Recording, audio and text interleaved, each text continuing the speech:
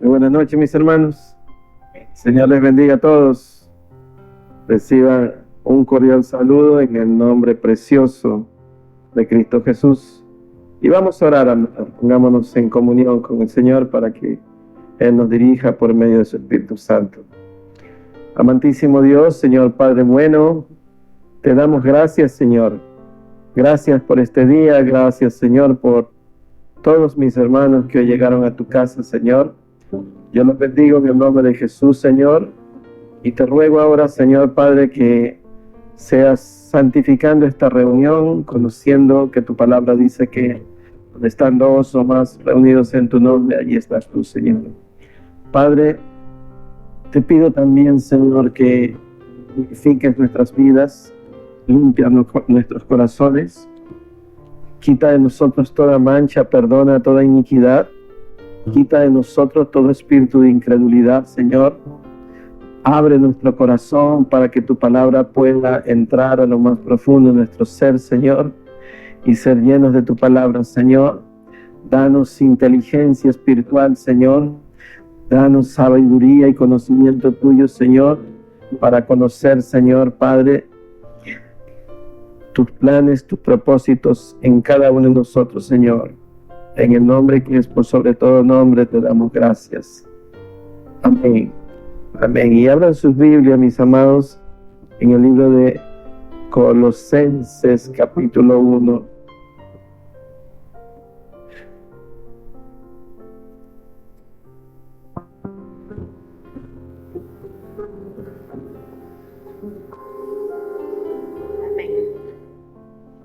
Vamos a leer los primeros 10 versículos. Y dice así: Pablo, apóstol de Jesucristo, por la voluntad de Dios, y el hermano Timoteo, a los santos fieles hermanos en Cristo que están en Colosas, gracia y paz sean a vosotros de Dios nuestro Padre y del Señor Jesucristo. Siempre orando por vosotros, damos gracias a Dios, Padre de nuestro Señor Jesucristo, habiendo oído de vuestra fe en Cristo Jesús y del amor que tenéis a todos los santos, a causa de la esperanza que os está guardada en los cielos, en la cual ya habéis oído por la palabra verdadera del Evangelio, que ha llegado hasta vosotros, así como a todos en el mundo, y lleva fruto y crece también en vosotros desde el día que oísteis y conocisteis la gracia de Dios en verdad, como lo habéis aprendido de Epafras, nuestro consiervo amado, que es un fiel ministro de Cristo para vosotros, quien también nos ha declarado vuestro amor en el Espíritu, por lo cual también nosotros, desde el día que lo oímos, no cesamos de orar por vosotros y de pedir que seáis llenos del conocimiento de su voluntad, en toda sabiduría e inteligencia espiritual, para que andéis como es digno del Señor, agradándole en todo, llevando fruto en toda buena obra y creciendo en el conocimiento de Dios, fortalecidos con todo poder conforme a la potencia de su gloria, para toda paciencia y longanimidad. Amén. Pueden sentarse, amados. Amados, Colosas era una ciudad que estaba como a unos 160 kilómetros de Jerusalén. Y era una ciudad muy concurrida, había muchísima gente. Y allí había un siervo de Dios que se llamó Epafras. Epafras es el fundador de la iglesia de Colosenses, en Colosas. Este hombre fue el que sembró la semilla, pero Epafras fue discípulo de Pablo. Y el apóstol Pablo, amados, si ustedes ven, hace un saludo espiritual a la iglesia. Y había en medio del saludo, pues, no solamente el que se refiere a la iglesia como una iglesia pura, una iglesia santa, sino que también evoca lo que es el Dios Padre de nuestro Señor Jesucristo. Aunque el saludo parecería un saludo general, tenía un propósito de que todos en Colosas conocieran con mucha exactitud que la doctrina que tenían ellos era de que Jesucristo es el Hijo de Dios. ¿Por qué, amados? Porque en la iglesia de Colosas habían entrado personas que eran los que hoy llamamos los gnósticos. Y ellos decían que Jesucristo era un ser iluminado, pero que no era Dios ni era hombre. Y que era una persona especial que sí tenía cosas sobrenaturales, pero que él no era tan relevante en la salvación y en el crecimiento espiritual. Entonces, quiero hablarles de lo que es el sincronismo y lo que es la filosofía humanística. Hoy la conocemos como el ecumenismo. El ecumenismo, como estas doctrinas, es tratar de unificar todas las religiones en una sola, pero ¿a costa de qué?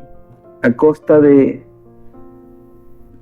dejar la verdad sin que ella sea lo más preeminente, sino que yo acepto lo que tú dices, me respetas y yo te respeto a ti. Ese es el ecumenismo. O sea, una unificación de las religiones supuestamente para estar todos de acuerdo, donde no hayan divisiones, pero a costa de que la verdad no prevalezca. Y, amados,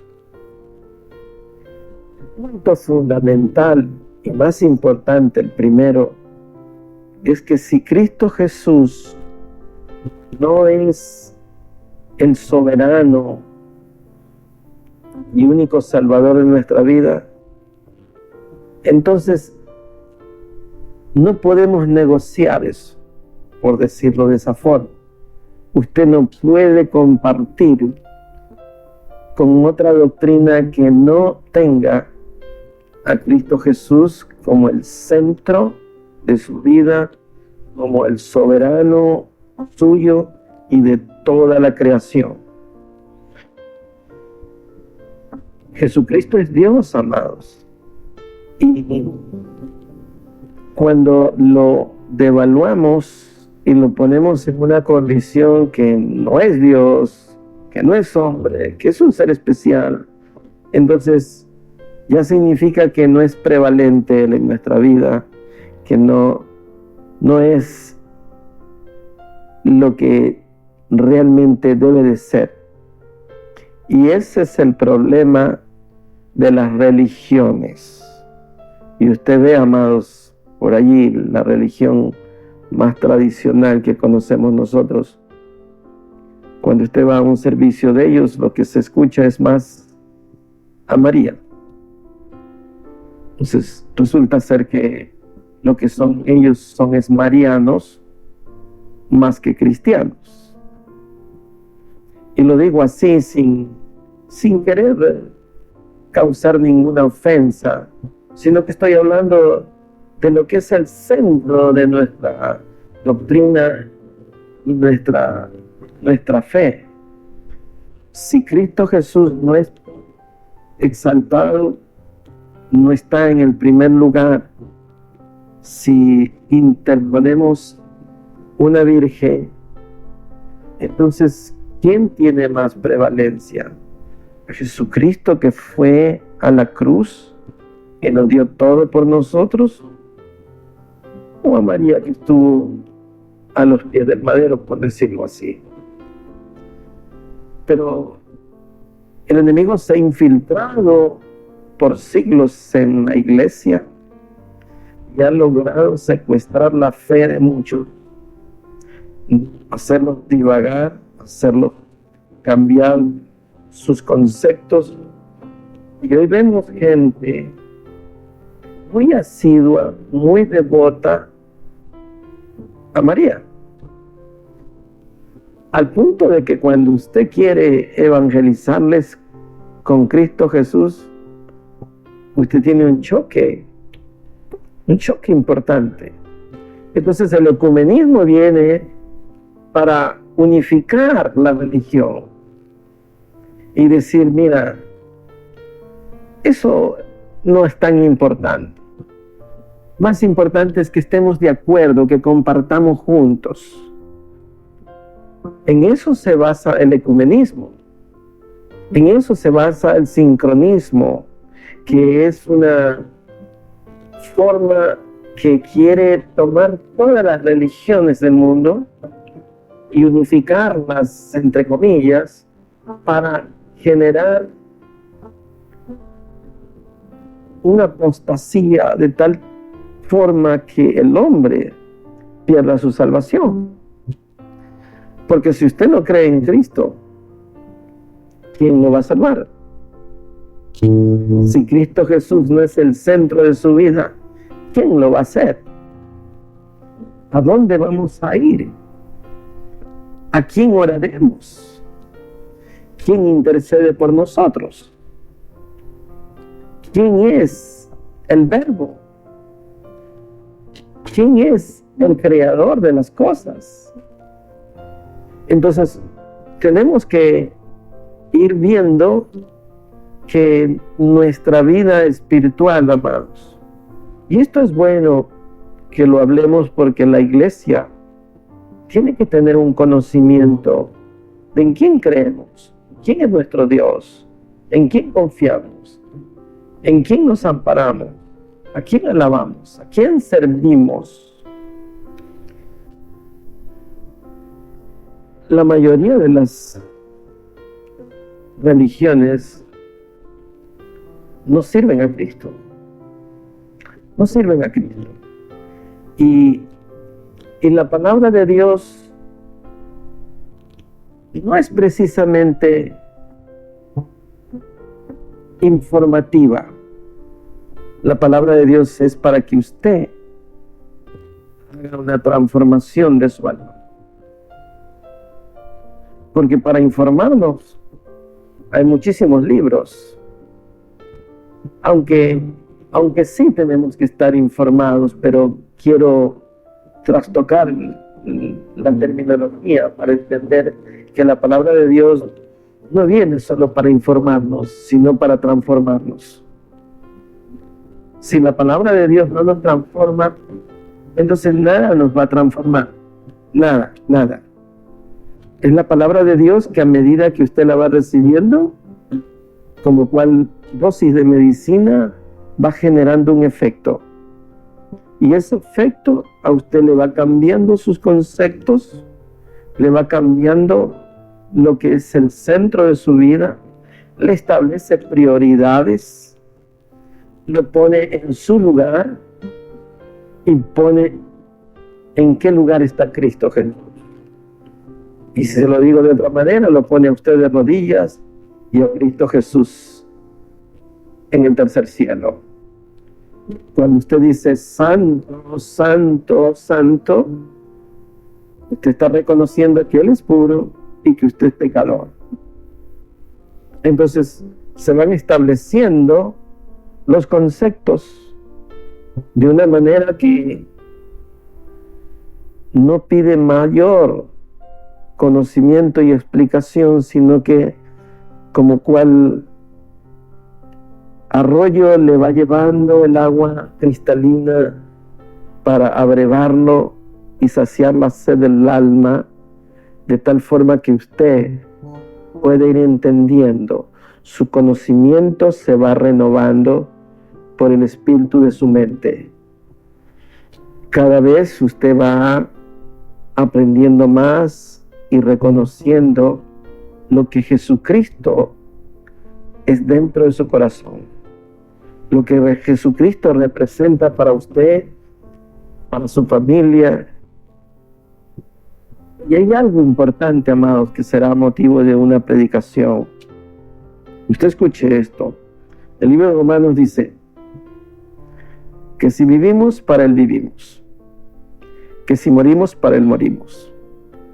Sea que vivamos, sea que moramos, de Él somos.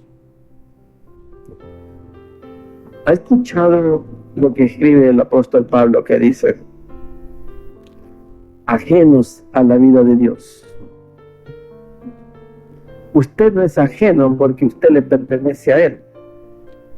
Ajeno es ser de otro costal. Usted es harina de este costal. Entonces, hay mucha gente que dice ser cristiana, que se congrega en iglesias cristianas, pero que llevan una vida ajena. O sea, no viven para Dios, viven para sí mismos. No sirven a Dios, quieren ser servidos por Dios. Usted vea los conceptos, amado. O sea, puede ser que resulte ofensivo para alguien, pero así es. No podemos disfrazar la verdad. Entonces, la pregunta que surge es: ¿de quién soy? ¿Le pertenezco al Señor? ¿Vivo para Él? ¿Moriré para Él? ¿Sirvo al Señor o no le sirvo?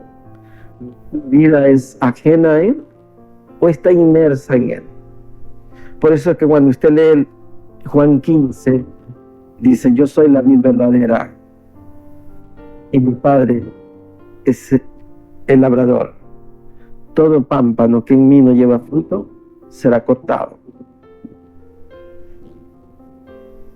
Si permaneces en mí y mi palabra permanece en vosotros, pedid lo que quisierais. ¿Por qué, amados? Porque cuando usted está en la vid, cuando usted es una rama, pámpano significa rama. Cuando usted se pone en la rama está injertada en el olivo, en la vid. Usted va a dar fruto, pero ese fruto viene producto de la savia que sale del tronco, que es Cristo Jesús. Si no es así, entonces usted tiene una vida ajena. Probablemente es una rama que esté injertada en otro árbol, pero no en la vid verdadera. Entonces, nos quedamos a veces como chiquitos, compungidos, si nosotros mismos nos contestamos: ¿para quién vivo? ¿A quién sirvo? ¿Quién soy yo? ¿Soy un cristiano?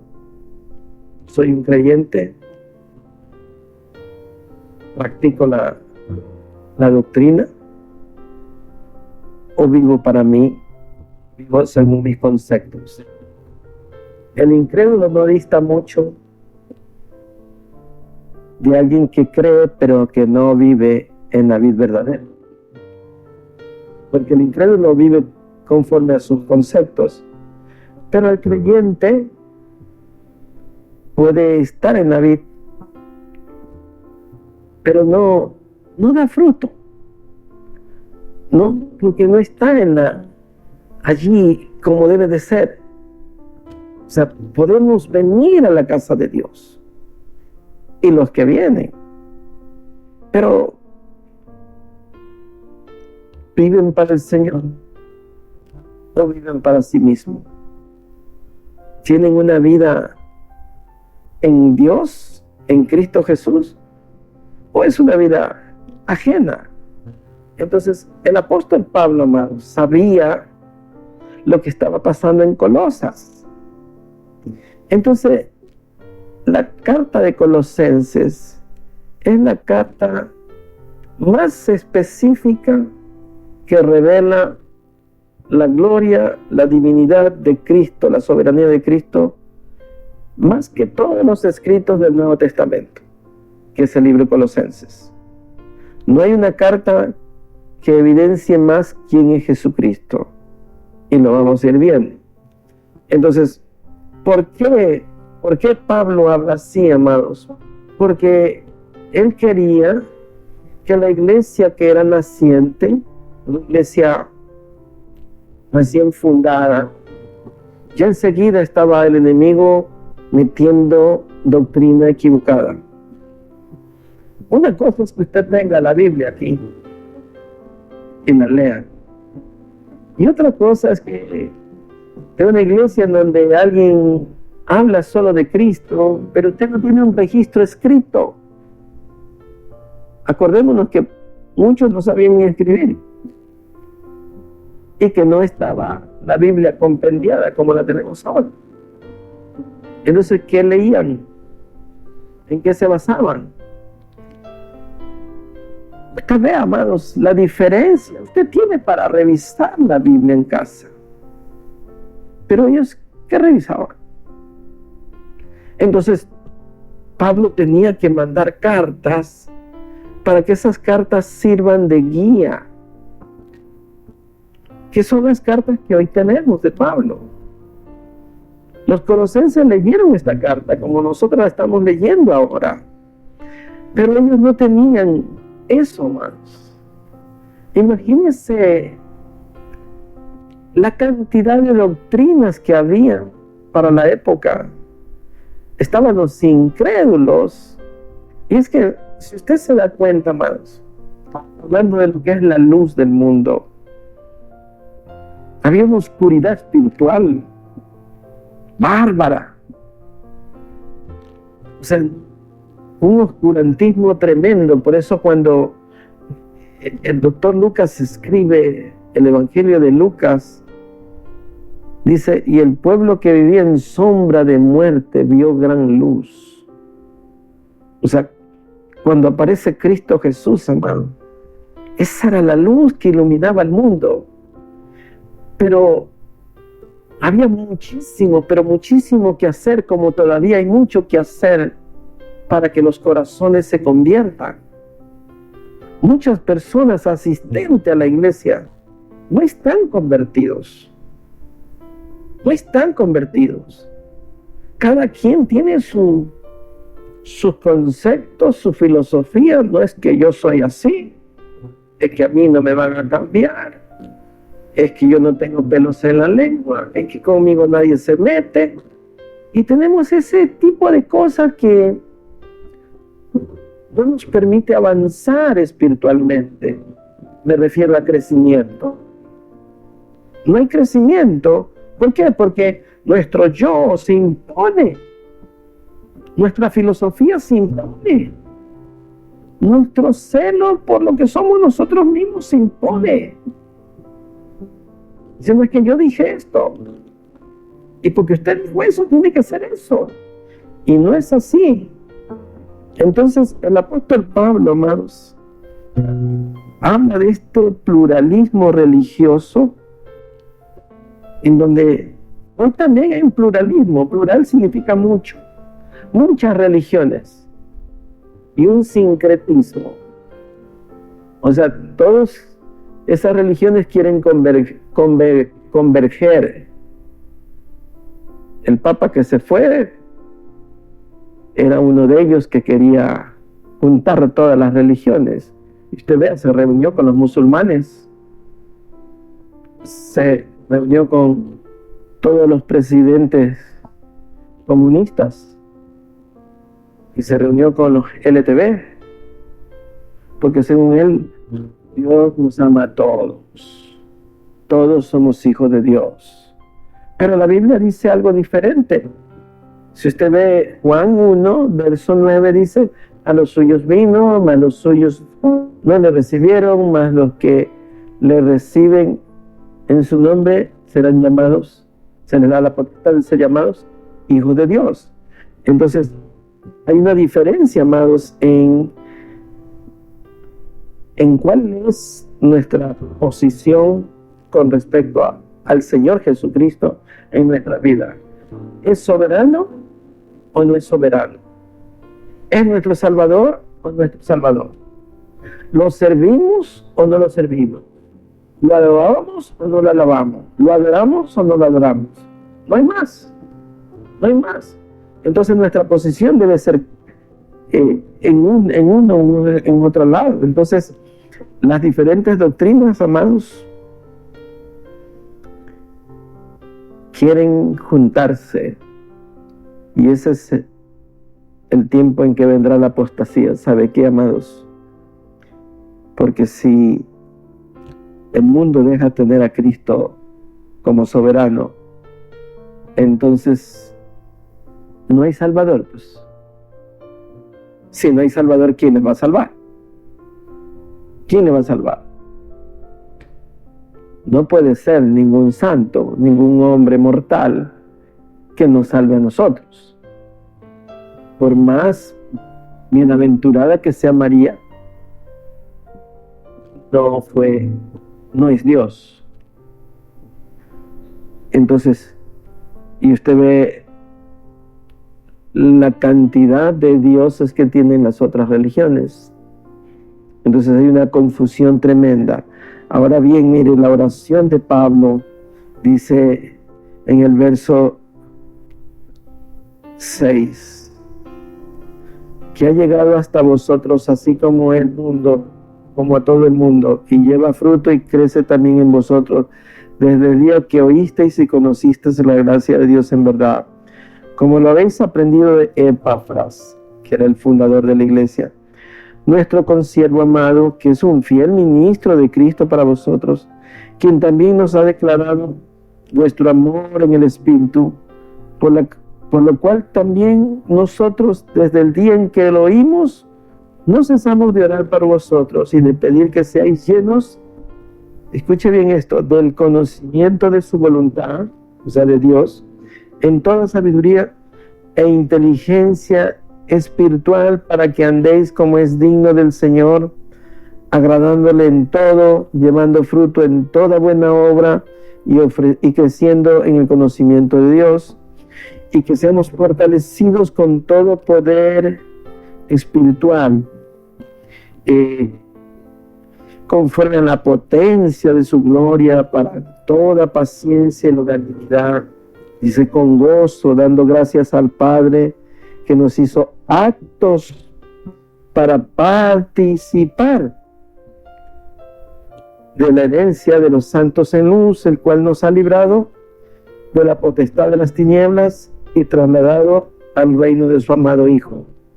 Usted ve, amados, cuando no teníamos a Cristo, acuérdese usted, amados, puede que usted haya sido católico, mormón o lo que sea, pero si no tenía a Cristo, usted vive en el mundo de las tinieblas.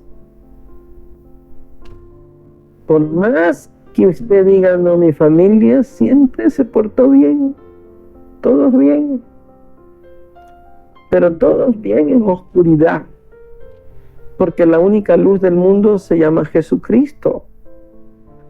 Y si su religión no estaba basada en Cristo, sino en un montón de estatuas o muñecos, entonces su fe estaba fofa, vacía. Eso significa que vivía en oscuridad.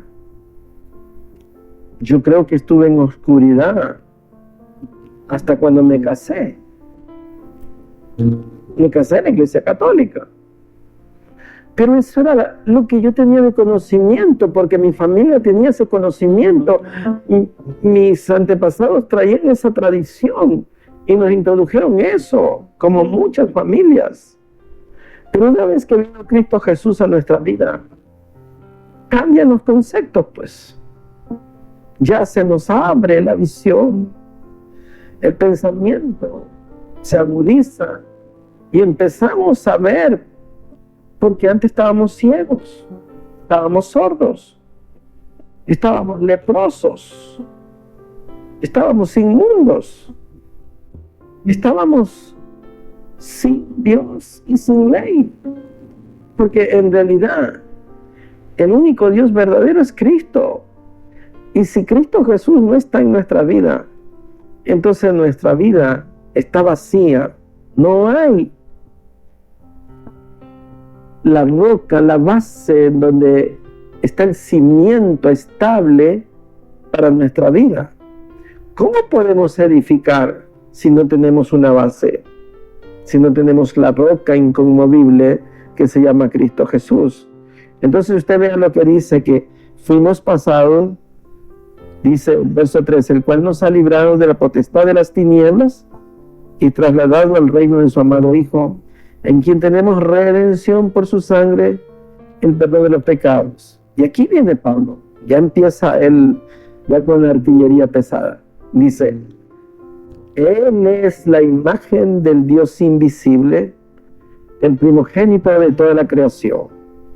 Y este verso tiene una parte que es entendible y una parte que es confundible. Porque para nosotros, primogénito significa primero. O sea, el que primero nace en la familia, ese es el primogénito. Pero en el original, primogénito es el mayor de todo, el de más importancia. Eso es primogénito. Entonces Jesucristo es lo mayor. No hay nada mayor. Entonces, y Él es la imagen del Dios invisible, porque a Dios nadie le ha visto, pero a Cristo Jesús sí lo vieron. Por eso Felipe le dice, muéstranos al Padre y nos basta. Y Jesús le dice, Felipe, ¿cuánto tiempo he estado con ustedes? El que me ha visto a mí, ha visto al Padre. Creer que el Padre está en mí y yo en el Padre. Entonces, dice, el Padre y yo somos uno solo. Entonces, estos conceptos, desde el punto de vista material, eran difíciles comprenderle al judío. Pero espiritualmente empezamos a darnos cuenta que son espíritu y verdad, que son uno solo. Entonces, cuando usted habla del Padre, del Hijo y del Espíritu Santo, tenemos una confusión, por ejemplo. La primera persona el Padre, la segunda persona el Hijo y la tercera persona el Espíritu Santo. ¿En dónde está eso? Si el Espíritu Santo estuvo en la creación, y dice, y el Espíritu Santo se movía sobre la faz de las aguas. En el principio es el Verbo, dice, y el Verbo era con Dios, y el Verbo es Dios. Ese es Jesucristo. Entonces, ¿quién es primero? ¿Y quién es tercero? No hay eso. No existe. El Padre, el Hijo y el Espíritu Santo son un solo Dios. No lo baje de categoría ninguno. Están todos en el primer lugar. Cuando estábamos en la Iglesia Católica es el Padre, primera persona, segunda persona el Espíritu Santo, perdón, Jesucristo, y la tercera persona el Espíritu Santo. Y no es así, porque usted le está dando niveles. Sin embargo, el Señor Jesús dice, pero el Padre mayor es. Porque el Señor Jesús se manejaba con una ética espiritual. Jamás el Señor Jesús dijo, yo soy primero que el Padre. Pero cuando usted lo ve desde el punto de vista de todo lo que he hecho, como dice aquí mismo en Colosenses, y todas las cosas fueron creadas por Él,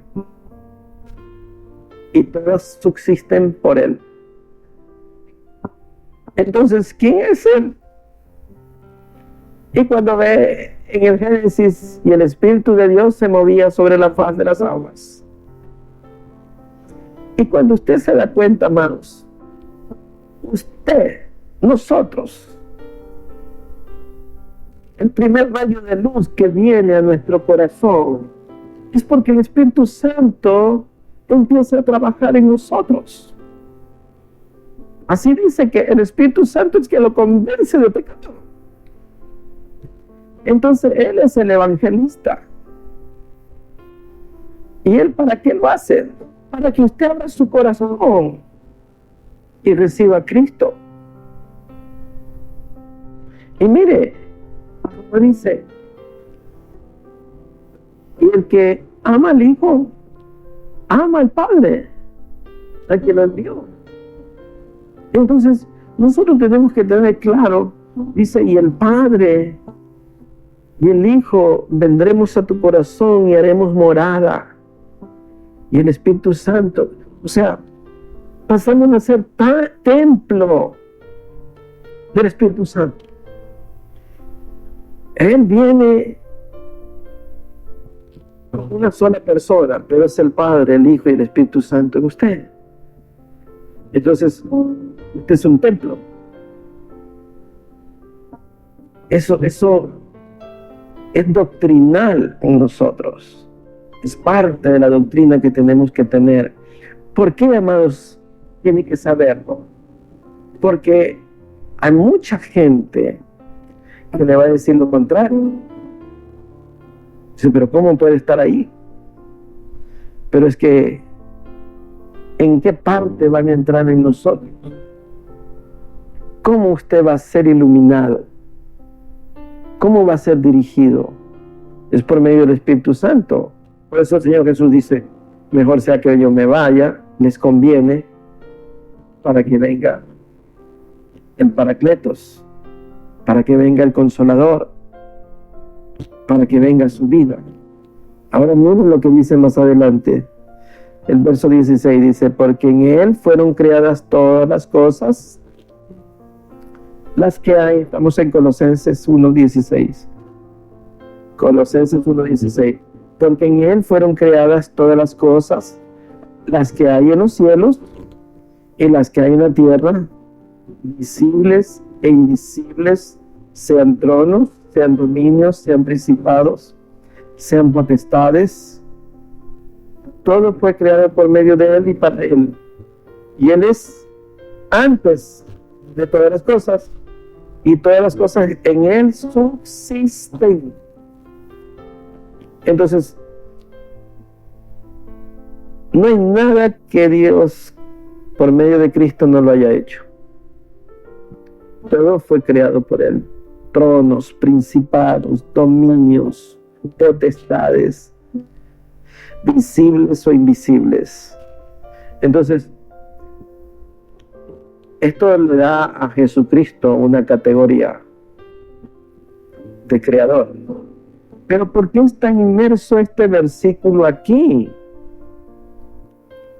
Porque las doctrinas que se habían infiltrado en la iglesia, estaban diciendo que Jesucristo no es Dios, que Jesucristo no era ni Dios ni hombre, que era una persona iluminada nomás. Entonces, eso, imagínense que le vengan y le prediquen eso, Jesucristo. ¿Qué es lo que pasa con los testigos? Ellos, Jesucristo es un profeta, pero no es Dios. No es Dios. Entonces, ¿con quién nos quedamos? Eso nos hace perder la salvación, porque la Biblia dice, porque de tal manera amó Dios al mundo, que ha dado a su Hijo unigénito, para que todo aquel que en Él crea no se pierda, mas tenga vida eterna. Pero el que no cree, desde ya ha sido condenado. Dice, verso 19, por cuanto agradó al Padre que en Él habitase toda plenitud, y por medio de Él reconciliar consigo todas las cosas, así las que están en la tierra como las que están en los cielos, haciendo la paz mediante la sangre de su cruz. Pero usted vea lo que significa esto. ¿Qué es plenitud? ¿Qué es la plenitud? Es un concepto que abarca todo.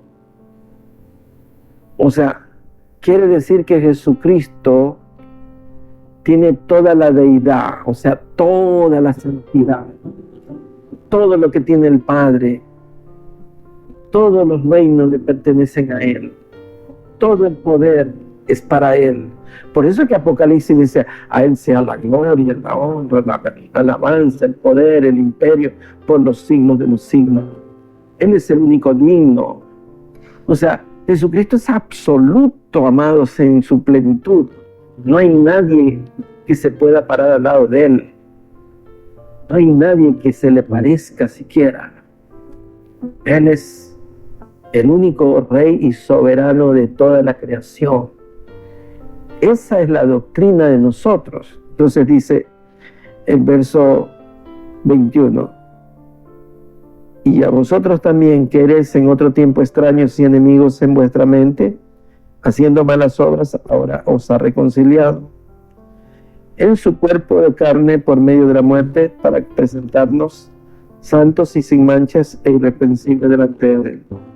Si en verdad permanecéis fundados y firmes en la fe, y sin moverlos de la esperanza del Evangelio que habéis oído, el cual se predica en toda la creación que está debajo del cielo, del cual yo, Pablo, fui hecho ministro.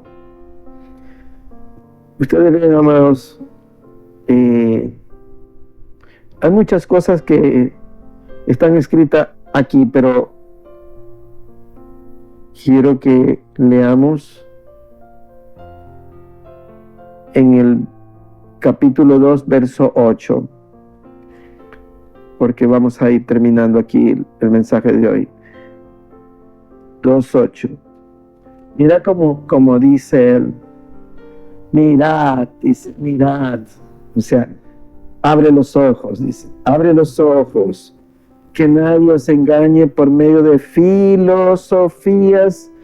y huecas sutilezas, según las tradiciones de los hombres, conforme a los rudimentos del mundo, no según Cristo. Porque en Él habita corporalmente toda la plenitud de la deidad, y vosotros estáis, ¿qué? Completos en Él, que es la cabeza de todo principado y potestad. O sea, cuando está usted en Cristo, lo tiene todo usted, hermano, todo. No le falta ningún santito, no le falta ninguna medallita, ningún escapulario, ninguna virgencita. Ahí lo tiene todo. Él es la preeminencia de la plenitud. Él es el soberano, Rey y Señor de todas las cosas. Él es el absoluto Salvador. En la salvación, amados, ni siquiera nosotros hicimos nada. Todo lo hizo Él en la cruz, para que nadie tenga ningún mérito, para que nadie diga, sí, pero yo nadé rápido y alcancé, yo corrí y llegué. No, hermanos, usted no corrió, ni nadó, ni saltó, ni brincó. Fue el Señor que lo tomó de su mano y lo sacó del pozo de la desesperación. Él nos sacó, amados. Él nos libró, nos traslada de las tinieblas a la luz. Cuando usted ve el término trasladar, en el original significa nos arrancó y nos sembró en la luz admirable. Entonces, nuestra doctrina está clara. El conocimiento está ahí. Sin embargo, amados, dice, mirad bien que nadie os engañe con ninguna filosofía ni hueca sutileza. Porque el enemigo es sutil para engañarlo y hacerlo salir de su doctrina. muchas religiones salieron del pueblo de Dios, que corrieron con filosofías de hombre y cambiaron. Y ahí usted ve los mormones, los testigos, diciendo cosas que no están escritas, añadiéndole partes a la Biblia y quitándole partes a la Biblia, contraviniendo específicamente lo que Dios establece. Solamente usted vea Éxodo 20, por ejemplo. Ahí están los 10 mandamientos. Porque yo soy tu Dios fuerte y celoso, que visito la maldad de los padres sobre los hijos. No te harás imagen delante de mí. No tendrás dioses ajenos. No te inclinarás. No las honrarás. No las compondrás. El Salmo 115 dice, porque tienen manos pero no palpan, ojos tienen pero no ven, tienen pero no caminan, boca tienen pero no hablan, como tales son aquellos que las componen. Entonces, usted vea la mente del hombre, y tenemos nosotros que estar claros en nuestra posición doctrinal, porque vienen tiempos en los cuales habrá una pluralidad de religiones.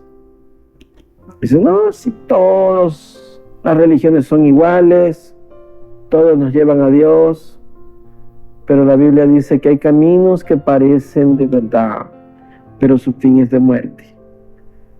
Porque ancha es la puerta de la perdición y angosta es la de la salvación, y el justo con dificultad se salva. Entonces, tenemos que darnos cuenta, amados, esa es nuestra doctrina, eso es lo que dice la palabra. No está sujeta a negociarse ninguna parte de ella con nadie, por más afectuosa o cercana que sea la persona. Nosotros tenemos que ser radicales en nuestra doctrina. Jesucristo es Dios. Jesucristo es el Señor. Jesucristo es el Salvador. Jesucristo intercede por nosotros. Jesucristo es el primero y el postrero. Entonces, nuestra vida, amados, depende de Él. Como les dije hace un momento, si vivimos, para Él vivimos, y si morimos, para Él morimos. ¿A quién le servimos, amado? ¿Le servimos a Cristo? ¿Nos servimos nosotros? ¿O no le servimos a nadie? ¿Cuál es nuestra posición? Amén. Pónganse de pie, amado. Vamos a dar gracias.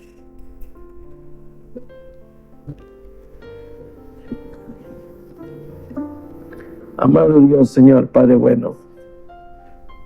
Oh, mi Señor, gracias te damos por este día. Gracias, Señor, por todas las cosas que tú haces, Señor.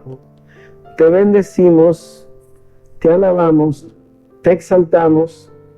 Tú eres nuestro Dios, tú eres nuestra roca inconmovible, tú eres nuestro oportuno socorro, tú eres el que dio su sangre en la cruz por nosotros, tú eres el que lava nuestros pecados, tú eres el que perdona nuestras iniquidades, tú eres el que trae gozo y contentamiento a nuestra vida, tú eres el que nos ha hecho libres por medio de la sangre tuya, Señor. Por eso te bendecimos, Señor, por eso te adoramos, por eso permítenos, Señor, ser tus siervos, Señor, para seguirte sirviendo, Señor, y glorificando tu nombre, Señor, y que tu nombre sea conocido en toda la creación, Señor. En el nombre poderoso de Cristo Jesús te damos gracias. Amén. Amén.